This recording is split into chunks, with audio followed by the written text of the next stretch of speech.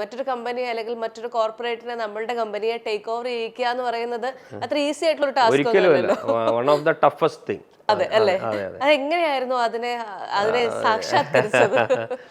അത് it's A long journey. എന്താ പറയുക, നമ്മൾ ഇപ്പോൾ ഒരു മൾട്ടിനാഷണൽ കമ്പനി അല്ലെങ്കിൽ ഒരു കോർപ്പറേറ്റ് കമ്പനി നമ്മളിൽ ഇൻട്രസ്റ്റ് കാണിച്ച് വരണമെങ്കിൽ അവരുമായിട്ട് അതിനെ ലയിപ്പിക്കാനോ അല്ലെങ്കിൽ അത് കണക്ട് ചെയ്യാൻ പറ്റുന്ന ഒത്തിരി കാര്യങ്ങൾ വേണം. ബീറ്റ് സോഫ്റ്റ്വെയർ, അല്ലെങ്കിൽ അതിൻ്റെ ഒരു HR പോളിസി, ആ കമ്പനിയുടെ ഒരു ഒബ്ജക്റ്റീവ്സ്, ഏറ്റവും ഇമ്പോർട്ടൻ്റ് അതാണ് കമ്പനിയുടെ ഒരു ഒബ്ജക്റ്റീവ്. പിന്നെ കമ്പനിയുടെ ഒരു P&L എടുത്തു നോക്കിയാൽ ഒരു എബിറ്റ പോസിറ്റീവ് ആയിരിക്കണം. അല്ലെങ്കിൽ അത് ഒത്തിരി കാര്യങ്ങളുണ്ട്. പിന്നെ എന്നിൽ ഇൻവെസ്റ്റ് ചെയ്യാൻ വന്നവരെന്നൊക്കെ പറഞ്ഞാൽ യു വോണ്ട് ബിലീവ്. കാരണം ഇത് ഏതാണ്ട് 1 വർഷത്തോളം എടുക്കും ഇതിൻ്റെ ഒരു പ്രോസസ്സ്. ആദ്യം 2-3 മാസമൊക്കെ ഇങ്ങനെ തമാശ രീതിയിലൊക്കെ ഇങ്ങനെ പോയി. പിന്നെ ഇങ്ങനെ ചോദ്യങ്ങൾ ഇങ്ങനെ രാവിലെ മുതൽ ഇങ്ങനെ തുടങ്ങുന്നു, വൈകുന്നേരം വരെ മീറ്റിങ്ങുകൾ, ഇതിങ്ങനെ.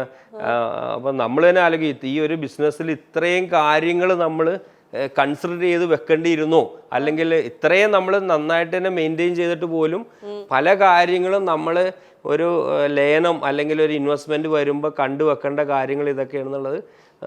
അതൊരു ലോങ് ജേർണി, ഒരു ഭയങ്കര ഒരു സ്റ്റഡി ആയിരുന്നു ശരിക്കും പറഞ്ഞാൽ. ഇതിൻ്റെ ട്രാൻസാക്ഷൻ്റെ ലാസ്റ്റ് പീരീഡൊക്കെ ആയപ്പോഴേക്കും അവിടുത്തെ മെർജിങ് ആൻഡ് M&A എന്ന് പറയും, മെർജിങ് ആൻഡ് അക്വിസിഷൻ ആ ഡിപ്പാർട്ട്മെൻറ്റ് ഉണ്ടാവും. അവരൊക്കെ ആയിട്ട് വലിയ അടുപ്പമായി. അപ്പോൾ ഇങ്ങനെ ചോദ്യങ്ങൾ മാത്രമേ ഉള്ളൂ.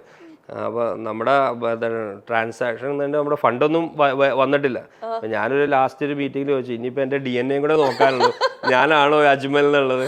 അപ്പോൾ അവർ ഭയങ്കര ചീരിയത്. അവർ പറഞ്ഞ് ദിസ് ദ പ്രൊസീജിയർ.